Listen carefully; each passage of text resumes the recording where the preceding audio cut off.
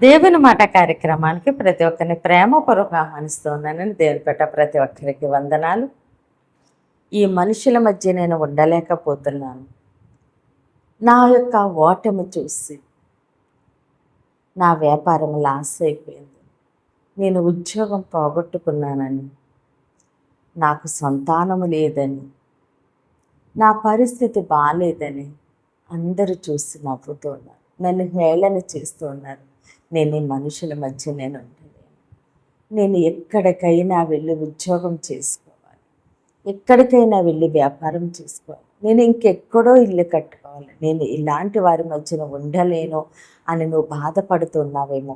ఏ మనుషులు ఎదుట నువ్వు కన్నీరు పెట్టుకున్నావు, వారు కన్నుల ఎదుటనే నీ కన్నీటిని దేవుడు ఆనంద బాష్పాలుగా మార్చబోతున్నారు. నువ్వు ఎక్కడ పడిపోయావో దేవుడు అక్కడే మరలా నిన్ను నిలవబెట్టబోతూ ఉన్నారు. ఏ మనుషుల్ని నువ్వు బ్రతిమాలుకున్నావో ఆయన ఎవరూ సహాయం చేయలేదు. ఏ మనుషులు ఎదుట వ్యాపారం లాస్ అయిపోయి ఉద్యోగం పోగొట్టుకొని ఓటమి అని అనుకుంటున్న పరిస్థితిలో నువ్వు ఉన్నావు, వారు ఎదుటిన దేవుడు నిన్ను గొప్ప విజయము చేత నింపబోతున్నారు.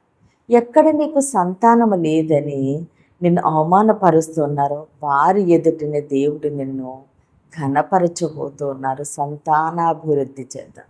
కాబట్టి మనం ఎక్కడ పడిపోయామో అక్కడే దేవుడు మనల్ని నిలబెట్టేది. మనం ఏదైనా ఒక వస్తువు పోగొట్టుకుంటే అది ఇంట్లో పోగొట్టుకుని బయట వెతుకుంటే దొరకదు, బయట పోగొట్టుకున్నది ఇంట్లో ఎతికినా దొరకదు. అలానే దేవుడు కూడా మన జీవితంలో మనం ఎక్కడ పడిపోయామో, ఎక్కడ అవమానపరచబడ్డామో, ఎక్కడ మనము నిందించబడ్డామో, మనం ఓటమి రుచి చూచామో, ఎక్కడ మన హృదయం గాయమైపోయిందో అక్కడే దేవుడు వారి కన్నులు ఎదుటనే ఒక ఆశీర్వాదకరంగా నిలబెట్టబోతున్నారు. కాబట్టి మనం పడిపోయిన చోటే దేవుడు మనల్ని నిలవబెడుతూ ఉన్నారు. నువ్వు ఎక్కడ తలదించుకున్నావో దేవుడు అక్కడే నీ తల ఎత్తుతున్నారు. దేవుడు నిన్ను కొత్త చోట ఘనపరచుడు. ఎక్కడ నువ్వు అవమానించబడ్డావో, ఎక్కడ నువ్వు పడిపోయావో, ఎక్కడ నిందించబడ్డావో, ఎక్కడ ఓడిపోయావో అక్కడే దేవుడు నిన్ను ఘనపరచబోతున్నారు. అక్కడే దేవుడు నీ తల ఎత్తబోతున్నారు. అయితే ఈరోజు దేవుడు మన కొరకు సిద్ధపరిచిన ఆయన శ్రేష్టమైన వాగ్దానం చూద్దామండి. సామెతలు 24వ అధ్యాయము 16వ వచనము.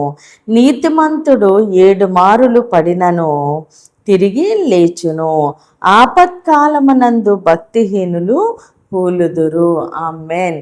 దేవుడి రోజు మనతో మాట్లాడుచున్న ఆయన మంచి మాట, నీతిమంతుడు 7 మారులు పడినను తిరిగి లేచును.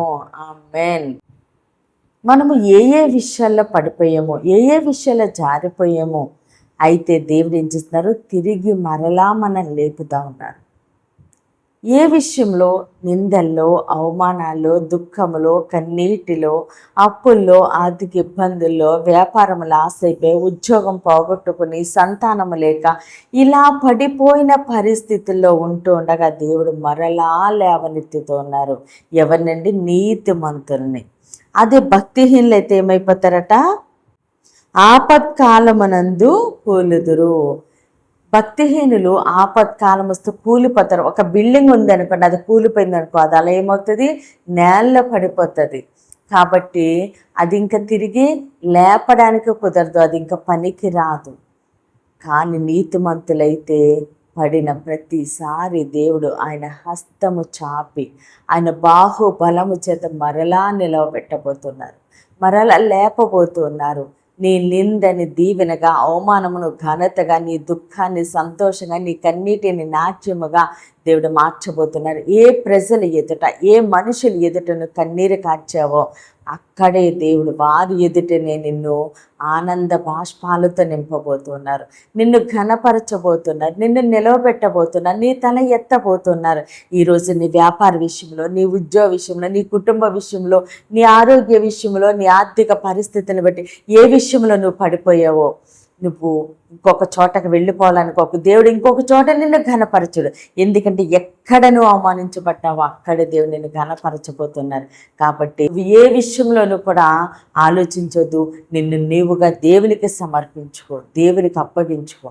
దేవుడు అన్ని విషయాల్లో నేను ఒక ఆశీర్వాదకరంగా ఉంచబోతున్నారు. ఆయన నీ తల ఎత్తబోతున్నారు. నువ్వు ఎక్కడ పడిపోయావు దేవుడు అక్కడ నిలవబెడుతుండగా సమస్త ఘనత మహిమ ప్రభావాలు మనము దేవునికే చెల్లిందామండి. కొద్ది మాటలు దేవుడు మన వెనుకల్లో దీవించి ఆశీర్వదించినగాక. ఆమెన్.